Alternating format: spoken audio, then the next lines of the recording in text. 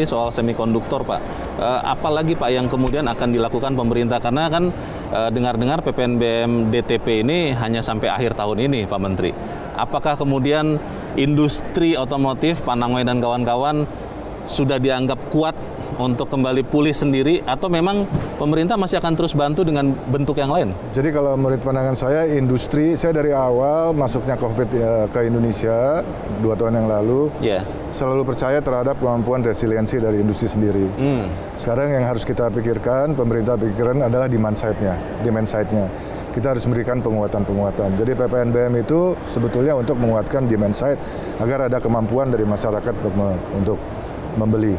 Nah, jadi PPNBM DTP ini memang kebijakan yang akan berlangsung sampai bulan Desember. Tapi kita lihat nanti, kita evaluasi seperti apa, cost and benefit-nya kita hitung, seperti apa. Tapi juga tentu saya juga sudah mendengar adanya komitmen dari teman-teman industri otomotif, ya bahwa mereka akan share the burden, ya artinya dengan pemerintah sudah chip in, ya dengan program PPNBM. Tentu kami juga mendengar dan kami sangat gembira terhadap informasi ini bahwa teman-teman dari industri akan memberikan inisiatif untuk berbagi dalam memberikan diskon terhadap penjualan dari mobil-mobil nanti setelah PPNBM DTP berakhir, ya, walaupun nanti itu juga bisa kita evaluasi kembali. Pak Menteri, bicara energi bersih Pak, ini sekarang menjadi sesuatu gerakan dunia, Indonesia juga. Dan itu akhirnya ketika bicara mobil listrik jatuhnya Pak. Update Pak sampai sekarang, seberapa siap Indonesia termasuk industri Pak untuk mewujudkan mobil listrik itu Pak? Ya, kita tidak ada pilihan, ya. Jadi prinsip besar kita adalah bagaimana kita mengurangi karbon emisi. Ya. Tentu ada berbagai macam jenis kendaraan, baik itu ICE, kemudian juga elektrik juga ada hybrid, ada unplug, juga ada nanti teknologi akan berkembang kepada hidrogen. Nah, prinsip besarnya semua sama, bahwa karbon emisi harus dikurangi. Ya, pada certain point Indonesia sudah memberikan roadmap di dalam tahun 2060 itu akan zero karbon.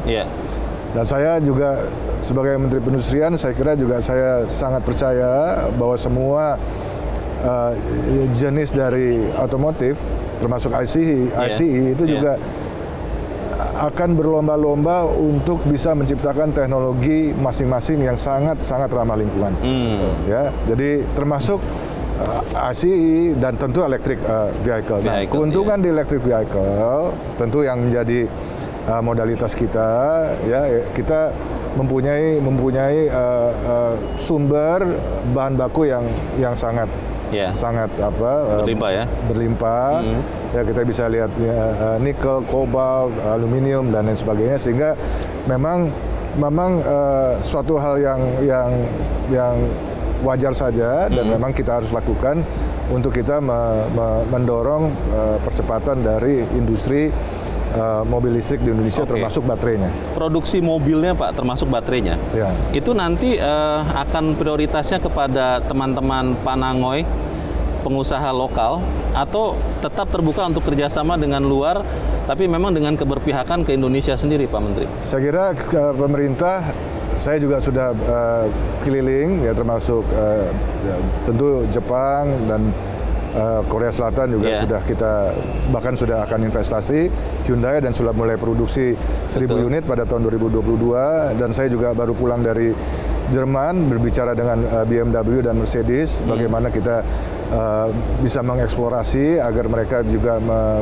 menginvestasikan untuk kendaraan-kendaraan yang ramah lingkungan di Indonesia. Nah, saya kira juga yang paling penting adalah bagaimana mereka bisa menempatkan industrinya di Indonesia, sehingga ada nilai tambah di Indonesia. Nilai tambah bukan hanya berkaitan dengan teknologi, tapi juga berkaitan dengan terserapnya tenaga kerja.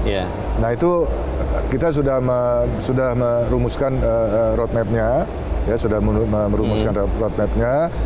Termasuk di dalam roadmap tersebut pengembangan electric vehicle kita sudah mengatur capaian dari nilai TKDN kandungan di mana lokalnya ya. Kandungan lokal di mana pada tahun 2030 kita harapkan kandungan lokal untuk electric vehicle itu bisa mencapai 80%. Baik, Pak Nanggoy, ini rencana yang sangat bagus, tapi teman-teman industri otomotif siap tidak Pak untuk menyambut era mobil listrik ini Pak Nanggoy? Begini Pak Leonard, Bapak namanya mobil listrik itu kan prinsipal kita sudah bermain semua. Kan Indonesia tuh merek Hyundai juga dari Korea, merek Toyota dari Jepang, mereka semua sudah memproduksi. Jadi kalau saya lihat dari sisi industri ada 3 hal yang berperan di sini. Pertama adalah kesiapan masyarakat sendiri untuk menerima mobil listrik sudah siap atau belum. Karena itu dari sisi harga, kebiasaan dan segala macam. Seperti zaman dulu lah kita beralih dari manual kepada otomatis. Itu juga kesiapan masyarakat. Satu ke sana. Dan ini kita melakukan edukasi terus. Yang kedua itu adalah kesiapan dari sisi industri itu sendiri. Seandainya kita sudah mulai beralih kepada kendaraan listrik, apakah itu hybrid, plug-in hybrid maupun pure battery electric vehicle, maka kita harus bersiap-siap untuk bisa memproduksi di Indonesia. Baik. Dan yang ketiga tentunya arahan dari pemerintah, infrastruktur, kemudian peraturan-peraturan yang menopang kebijakan tersebut. Baik. Nah ini kalau ini 3 berjalan bersama, kami akan jalankan Pak. Oke. Pak Menteri, terakhir Pak, pesan Bapak pemerintah untuk kita semua, apa harapan kita dari GIAS 2021 supaya industri otomotif kita semakin kuat Pak? Saya sangat berharap bahwa teman-teman industri otomotif akan bersama-sama dengan pemerintah untuk bisa mengembalikan sales atau penjualan kepada titik paling tidak sebelum pandemi COVID-19 hadir, di mana produksi kita bisa 1,1 juta, 1,1 juta.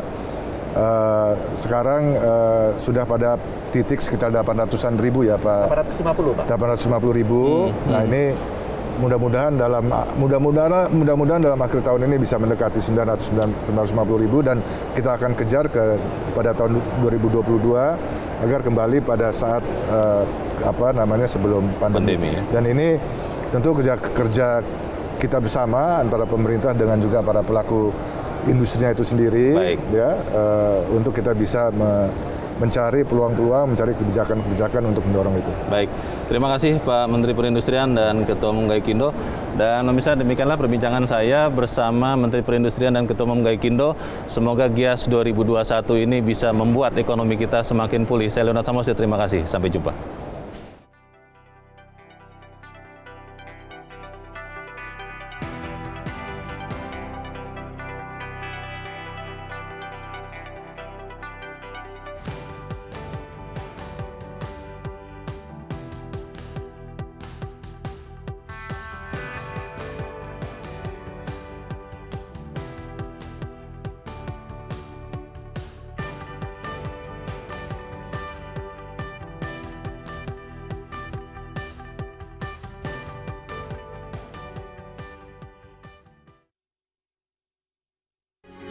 Metro TV